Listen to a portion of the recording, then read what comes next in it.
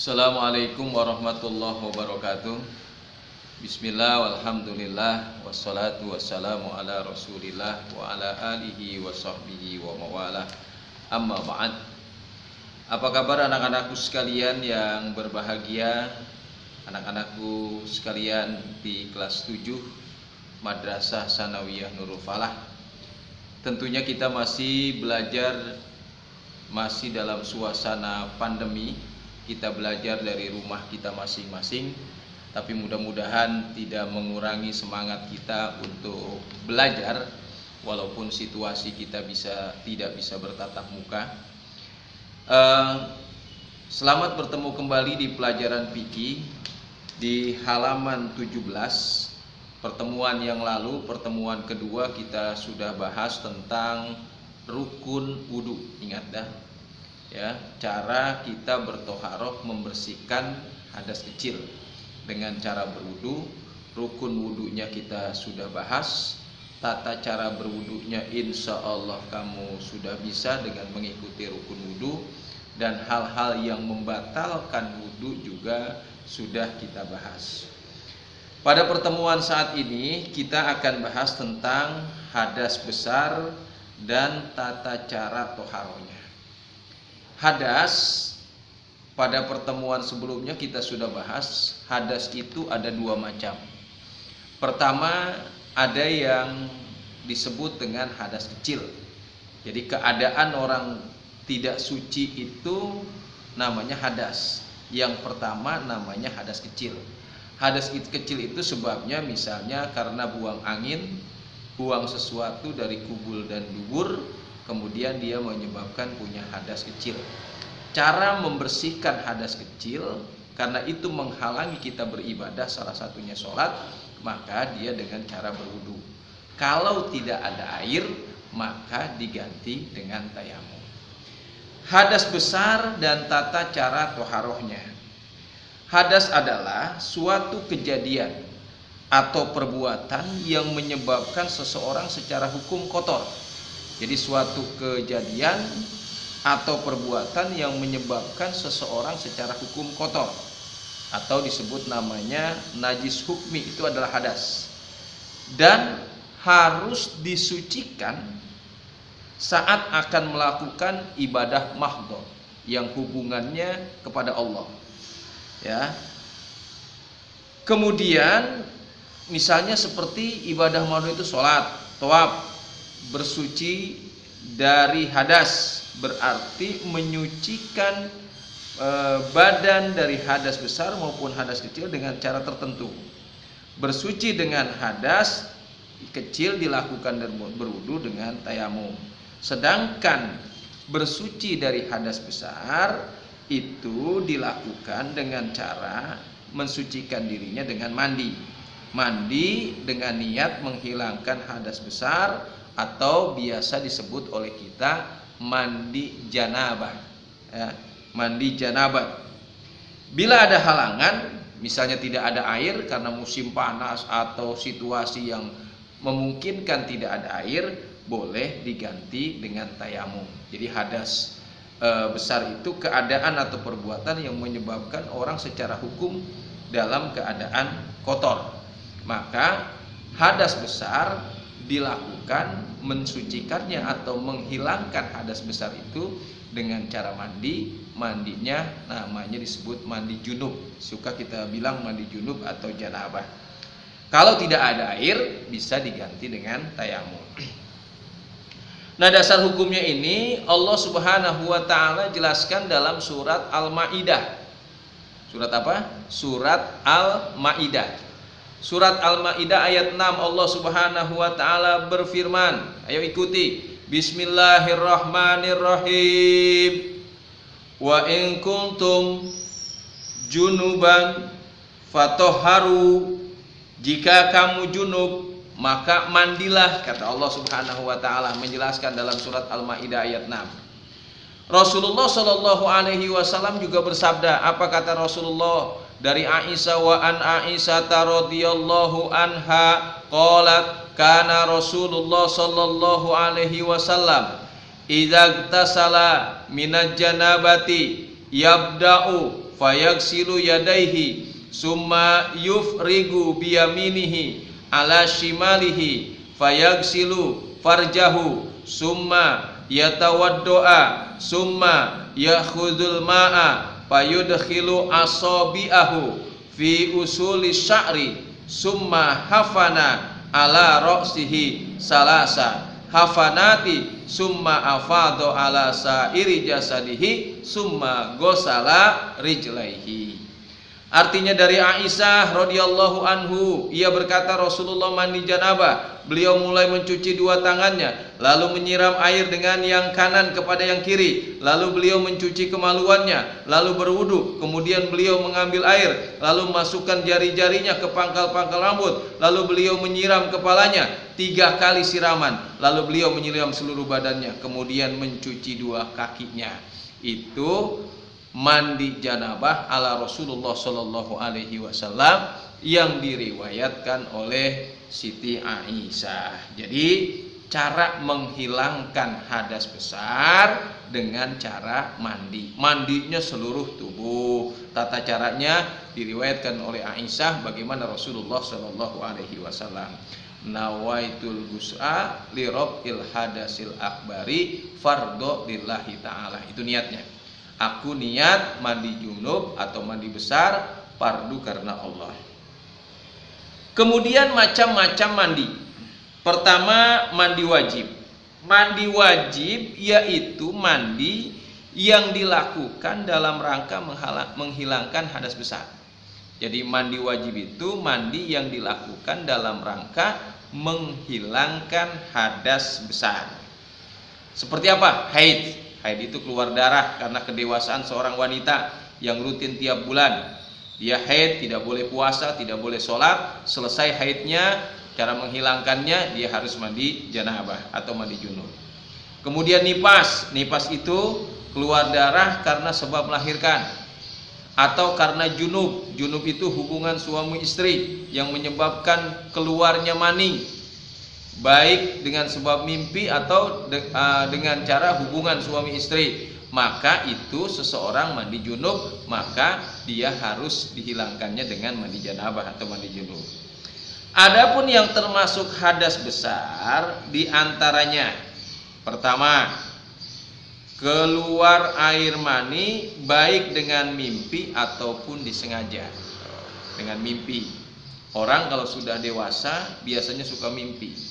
Mimpi saya sering sebutkan namanya mimpi enak, atau suka disebutnya mimpi basah. Karena tidur kemudian dia mengalami mimpi sesuatu, bangun, nah kemaluannya basah atau mengeluarkan mani, berarti dia punya hadas besar, harus dihilangkan dengan cara mandi atau dengan sengaja. Nah, dengan sengaja mungkin kalian sudah paham ya.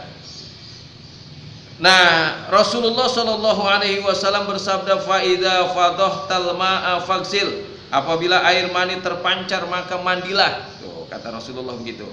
Yang kedua, karena haid atau menstruasi. Jadi haid menstruasi menyebabkan orang punya hadas besar. Maka selesai menstruasinya atau haidnya, maka dia harus mandi. Kemudian nifas. Nifas itu keluar dari rahim wanita setelah melahirkan. Setelah melahirkan keluar darah, maka dia juga harus mandi. Kemudian mati atau meninggal dunia. Nah, orang mati ketika mau dikubur harus mandi. Tapi kalau orang mati tidak mandi sendiri, ya kan? Dia harus dimandikan. Kalau ada orang mati mandi sendiri, yang takziah kabur semua. Biasanya memandikan amil, tapi dimandikan seluruh badannya, ya. Nah, itu mandi. Itu juga kewajiban orang yang hidup kepada yang sudah meninggal dunia. Yang jelas, orang mati dia punya hadas besar, dibersihkan dengan cara mandi, tapi dimandikan. Kemudian orang yang melakukan hubungan suami istri.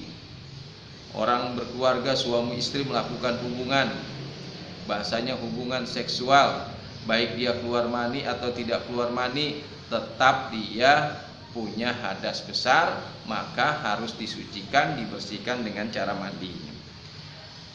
Bagi laki-laki sedang berhadas besar, atau junub dilarang melakukan hal-hal. Satu, nggak boleh mengerjakan sholat. Jadi kalau orang junub tidak boleh mengerjakan sholat, ya, harus dibersihkan dulu, ya, dengan cara mandi.